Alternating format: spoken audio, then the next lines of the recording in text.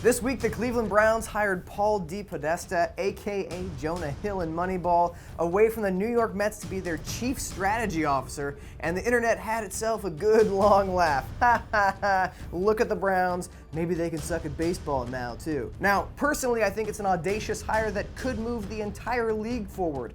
But at the same time, I can't fault anyone for thinking the Browns will just f this up. Quick recap.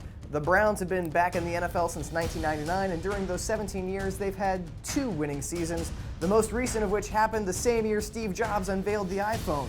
Their last playoff game happened before the United States invaded Iraq. Since 1999, the Browns have had 24 different starting quarterbacks, the best of which was Derek Anderson? Kelly Holcomb? I mean, go ahead and argue about that yourselves. The team is about to hire a new GM who will be the 4th person to hold that position since 2012. They've had 7 first-round picks in the last 4 years, and 0 of them have become quality starters. The Browns are about to hire their 8th head coach since 1999. They hired 8 head coaches in their entire existence from 1946 to 95. When they hired Mike Pettin, they were still paying out $49 million to the previous head coaches they'd fired. And with Pettin now fired with 2 years on his contract, throw another $7 million onto that pile of burning cash. Just think what they could have done with that money, too.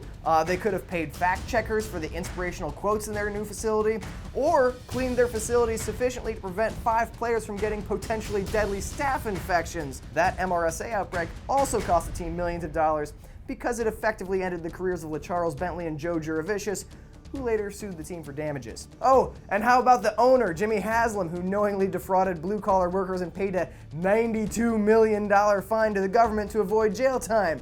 I mean, plenty of the NFL owners are shady-ass oligarchs, but Haslam's the only one who ducked jail time with an 8-figure bribe. Let's see, what else? They have a generational talent at wide receiver who has missed most of the last 2 seasons because of substance abuse. The newly fired GM got busted for texting to the sideline during a game. They employed Jake Delhomme. They almost hired Chip Kelly until he chose the Eagles, so they hired Rob Chudzinski instead. Johnny Manziel, just everything about Johnny Manziel. They drafted Brady Quinn and Brandon Weeden in the first round. And a former player described the locker room under Eric Mangini as a mausoleum with the entire Browns team deep in despair. And that makes sense, given what the most diehard fans call the team. You are a factory of sadness! I mean, look at this screen cap from a game last year. Look at the horror on their faces. That's not a scene from a sporting event, that's a Pulitzer Prize-winning war photo. The Browns are something you try to shield your children from. Okay, I think that's all the big stuff. No, wait, forgot one. The best player of a division rival, Kung Fu kicked the Browns punter in the face.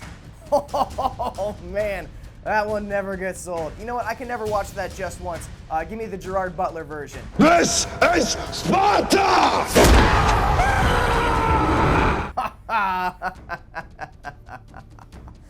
Anyway, my point is, it's easy to laugh at the Paul DePodesta hiring because everything else about the Browns is so tragicomic. But DePodesta may be just what the Browns need to finally turn the organization around and... Wait, what's that?